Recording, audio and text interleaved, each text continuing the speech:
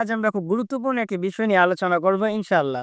আপনারা কয়েকদিন যাবৎ লক্ষ্য করলে দেখতে পেয়েছেন আমাদের বাইতুল মোকাররমের খতিব সাহেবকে নিয়ে একজন বিশিষ্ট ইসলামী চিন্তাবিদ হযরত মাওলানা এনায়েতুল্লাহ আব্বাসী দামাত বারকাতুহু আলিয়ার পিএস এবং তার ছাত্র বলতে পারেন এবং তার খুব কাছের একজন প্রিয় একজন ছাত্র বলতে পারেন। তো তিনি মূলত আমাদের বাইতুল মোকাররমের খতিব সাহেবকে নিয়ে কটূক্তি করেছেন এবং তিনিও বলেছেন যে বাট্টু এবং তাকে ফকির বলেছেন। এই ধরনের এছাড়া আরো অনেক ধরনের কথাবার্তা বলেছেন আমাদের সম্মানিত বাইতুল মোকাররমের ইমাম সাহেব। তার অপরটা কি? সেটা হচ্ছে যে মিলাদুন্নবী সাল্লাল্লাহু আলাইহি ওয়াসাল্লামের বিষয় নিয়ে মূলত তিনি কথা বলেছিলেন। এবার আসুন আমরা একটু কথা বলি যে আমাদের এনায়েতুল্লাহ আব্বাসী দামাত বারকাতুহু আলিয়ার সুযোগ্য যে সন্তান তার ছাত্র কি বলেছিলেন সেই বিষয় নিয়ে আমরা একটু কথা বলি। আল্লাহ সুবহানাহু ওয়া তাআলা কোরআন কারীমের ভিতরে 95 নাম্বার সূরাতুল ৩ এর ভিতরে স্পষ্ট ভাষায় বললেন, "ওয়াত-তিনি ওয়াজ-যাইতুন ওয়া তুরি সিন ওয়া হাযাল বালাদিল আমিন লাকাদ খালাকনাল ইনসানা ফি আহসানি তাকওয়িম।"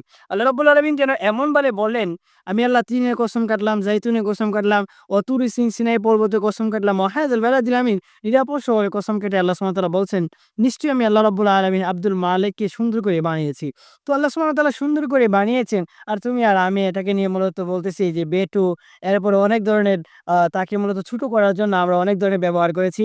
এটা আমাদের কোন ধরনের শিক্ষা হতে পারে? সেটা আমাদের গ্রহণযোগ্য হতে পারে না ইসলামের ভিতরে। তবে ইসলামের শিক্ষা হচ্ছে এটা, আল্লাহ সুবহানাহু ওয়া তাআলা প্রত্যেকটা মানুষকে সুন্দর করে বানিয়েছেন। সুন্দর নিয়ে মানুষ যেন আল্লাহ সুবহানাহু ওয়া তাআলা জান্নাতে পেতে পারে সেদিকে আল্লাহ রাব্বুল আলামিন ইন্ডিকেট করেছেন। যেন আমাদের সাহাবীরা এমনভাবে বলেছিলেন আল্লাহ রাব্বুল আলামিন রাসূল সাল্লাল্লাহু আলাইহি সাল্লাম এই আয়াত যখন বলেন সাহাবীরা, "আল্লাহ সুবহানাহু ওয়া তাআলা তোমাদেরকে সুন্দর করে বানিয়েছেন।" সাহাবীরা বলেছিলেন, "ইয়া রাসূলুল্লাহ, ইয়া হাবিবাল্লাহ।" একজন সাহাবী আরেকজন সাহাবীকে যখন বলে, "তুমি না কত সুন্দর।" তো তখনও বলতেন সাহাবীরা বলতেন, "আল্লাহ যেন আমার এই সুন্দর চেহারা জাহান্নামে ইন্ধন না করে, আল্লাহ রাব্বুল আলামিন যেন আমাকে জান্নাতি হিসেবে কবুল করে।" এর জন্য মূলত তারা এই ধরনের জ্ঞানটা করতো। আর আজ আমাদের সমাজের মধ্যে কতটা মানুষ এখন আমরা নিকৃষ্ট হয়ে গেলাম। একজন মানুষের ক্যারেক্টার নিয়ে মূলত আমরা বলতেছি যে মানুষের লম্বা কিনা, বেঁটু কিনা, একজন মানুষের পোশাক নিয়ে আমরা মূলত কুরুচিপূর্ণ বক্তব্য আমরা করছি। মনে রাখতে হবে দিন শেষে আমরা সবাই মানুষ।